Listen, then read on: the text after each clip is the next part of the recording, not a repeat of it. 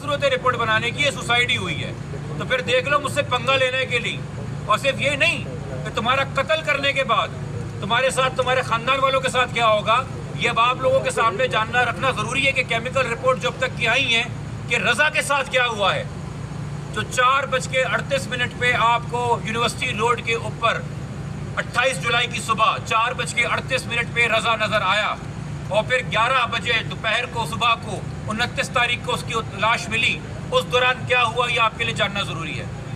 آج میں آپ کو یہ بھی خلاصہ کر دوں, میں اسپیشل میڈیکل بورڈ کی کوئی رپورٹ آپ کے سامنے نہیں لایا ہوں.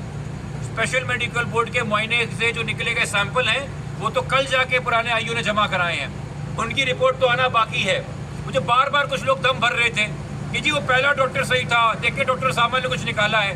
تو آج جو میں رپورٹیں لے کے آیا ہوں وہ روڈ رپورٹیں ہیں جو ڈاکٹر ساما نے خود اپنے ہاتھ سے سیمپل سیل کیے تھے اور کراچی یونیورسٹی کی لیب بھیجے تھے. وہ شرٹ جو ڈاکٹر ساما نے سیل کی اور وہ جسم کے ٹیشو جو اس نے سیل کیے, اور کیا نکلا ہے ان کے اندر خلاصہ. پہلا, اب صرف باڈی نہیں, اب اس کی ٹی شرٹ بتا رہی ہے کہ گولی اس کو پیچھے سے ماری گئی, پیچھے جہاں پہ ہول ہے شرٹ پہ وہاں پہ گن پاؤڈر ریزیڈیو آ گیا. یہ ذرائع آپ نے میڈیا میں سن لیے ہوں گے. دوسرا, شرٹ کے اوپر ٹریسز ہیں ایسڈ کے, تیزاب کے, یعنی کہ وہ تیزاب جو اس کے اوپر پھینکا گیا وہ اس کی شرٹ پہ بھی آیا.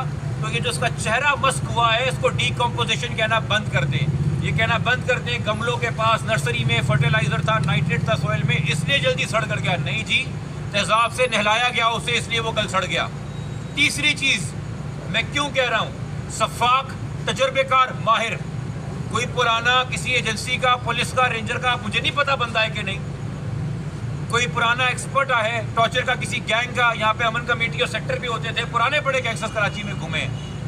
انہوں نے باقاعدہ ایک ایسی دوائی جو مسل کو نم کرنے کے لیے اینستھیزیا دیا جاتا ہے کہ اگر مسل میں لگ جائے اور آپ کو مار پڑے تو آپ کو درد محسوس نہیں ہوگا, وہ لوکل اینستھیزیا انہوں نے ڈائریکٹلی وین میں بلڈ میں انجیکٹ کیا, جس کے بعد آپ ہلنے کے قابل تو نہیں رہتے کہ آپ شور مچا سکیں یا آپ ریسٹ کر سکیں, مگر درد آپ کو سارا ہوتا ہے, درد آپ کو سارا ہوتا ہے.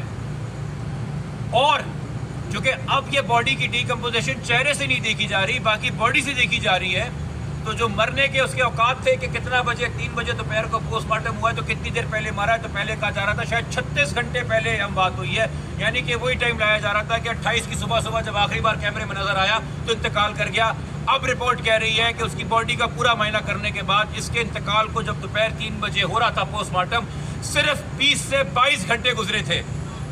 شام 5 سے 7 بجے تک 28 تاریخ کو رضا